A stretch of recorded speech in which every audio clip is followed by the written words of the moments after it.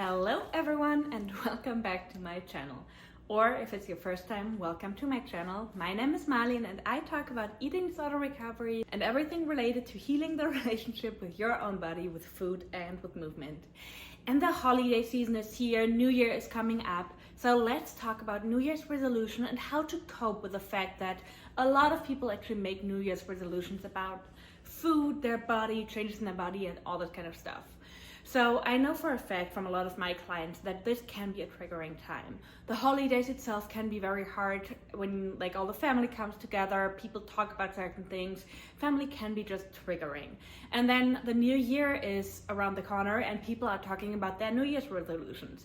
And even brands have discounts. In Germany, actually a lot of the big grocery stores have a bunch of weight loss related stuff in stock around this time. And so I remember when I was in recovery, I was so annoyed. I was like, why can't you just not do that? And unfortunately, that's not how it works. But let's talk about this topic a little bit more to make you feel comfortable around this time. So first of all, the first thought that I always have around this time is, if it would work, why would we do it every year again?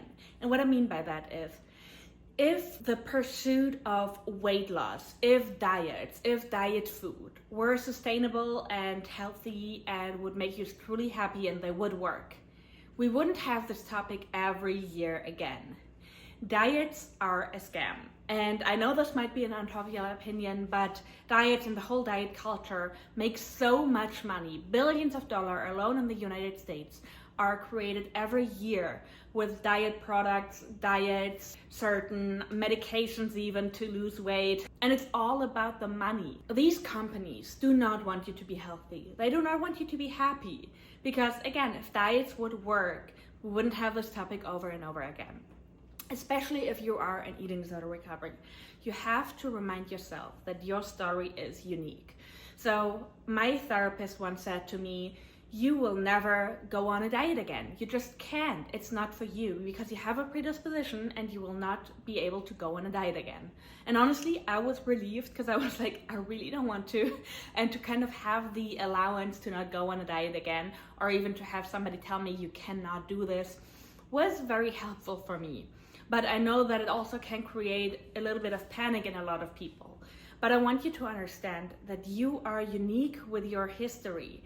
And that history is actually a chance to heal the relationship with your body. Maybe even to break a circle in your family.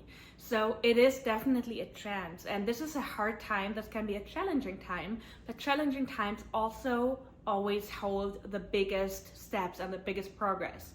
Because when things are easy, it is not that progressing to keep going with recovery. But when things are hard and you're still choosing recovery, that is when change happens. Another thing to keep in mind, and this might be a little bit tricky regarding on how you stand in recovery, but it did not make you happy. Losing that weight or trying to lose that weight, going on the diet, buying the diet food, it didn't really make you happy. And I just said it might be a little bit tricky because I know that due to fading effect bias and also the eating disorder itself, for some people it feels like, oh, the eating disorder was so much better. I regret that I chose recovery. And that is something I often hear from people who are pretty much in the middle of recovery. And it's hard for them to see the pros of recovery, and everyone has those. When I dive deeper with clients into that topic, they are like, well, actually, yeah, I was able to heal a lot of things. I was able to challenge my fear foods. I was able to go out with friends anymore, to be more social, to have more headspace for other things. But the eating disorder can still get so loud, and then when fading effect bias match in as well, you might have forgotten already how hard the eating disorder actually was. But it is the truth. I have never met anyone who fully recovered and regretted it. This diet, this constant circling around food or losing weight or fitness did not make you happy, which is the reason why you're watching this video. You wouldn't watch this video if deep down you wouldn't know that there's some truth to it. Sometimes it can be very hard to actually tell if there's diet culture involved or not. Some ads and some companies are so sneaky that they are doing a really good job in making you feel like, oh, this is gonna contribute to my wellness. This is gonna make me feel better. But if you take a closer look, you can't tell if there's diet culture involved or not. if a company or also like a person around you is trying to sell you an idea about like getting in shape, losing weight, changing your diet in terms of cleaning it up, those are big red flags. When I'm working with clients and I hear them saying something like, oh, I was thinking about cleaning up my diet, I dive deeper into that. I'm not the kind of person that's like, no, you can't do that, but I want to know, what does that mean for you and what are the reasons? And in 90% of the cases, the reasons are actually eating disorder related. And in a big amount of cases, when it comes to those companies, to ads, or to people around you who share their New Year's resolutions with you, it is actually diet culture speaking. Because if we would not live in a culture that would idealize and put weight loss or certain BMI on a pedestal, we wouldn't have those topics. If we would live in a culture that actually truly appreciates health and individuality and health at every size, which is a big thing and which is so important to know about, then we would not have those topics. So what can you do in those situations? Well, first off, if you are a person who has New Year's resolution, and there's nothing wrong if you don't have them, make sure to resolve them around how you want to feel, not how you want to look.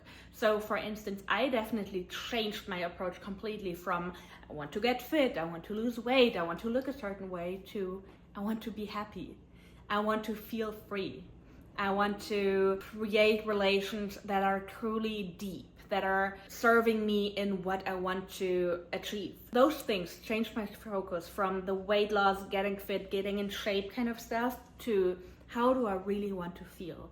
Because I know from experience that losing weight did not make me feel the things I actually want to feel, which is happiness, freedom, deep relations. If anything, it actually went against those things, and I was not able to have as many deep relations anymore. I was not able to feel as free anymore because I was literally caught up in my eating disorder. So make sure to focus on what you want to feel and focus on non-appearance related things as well. And I'm not saying you cannot have any goals that are appearance related. And for some people, it actually can be helpful to be like, I want to look healthier. But I also know that this is a big topic for many people in recovery as well. And so focusing on how you want to feel instead of how you want to look is one big tip of mine. And of course, be aware that health has nothing to do with your size or with losing weight. It can be very helpful to reframe the idea of health. And it is quite interesting because a lot of people, especially with restrictive eating disorders, do actually not care as much about their health as they think. Because if you look deep into it, if you are malnourished, if you're not giving yourself enough energy, if you're not giving yourself enough food groups, if you're not resting, this is not healthy.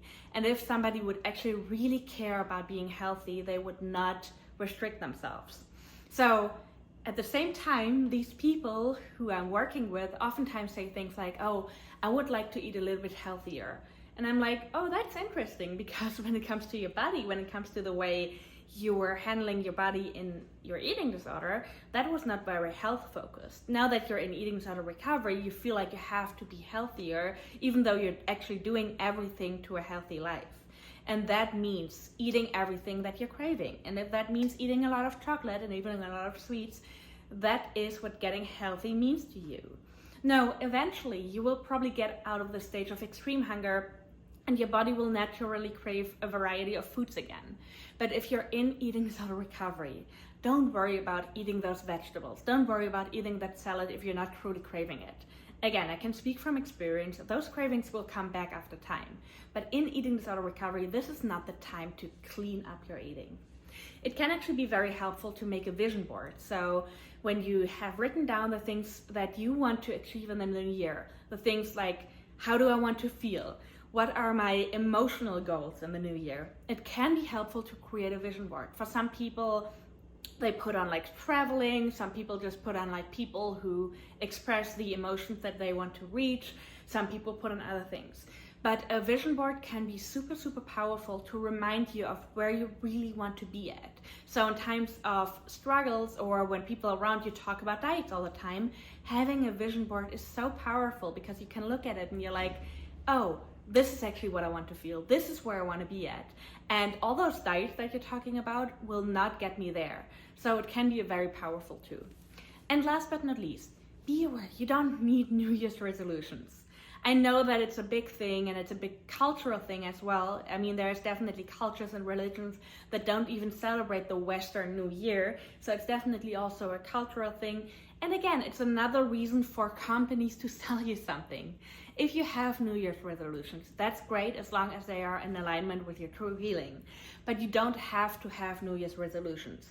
If in February something comes up and you're like, oh, that is what I would like to feel, that is where I would like to be, great, you don't need the new year for this.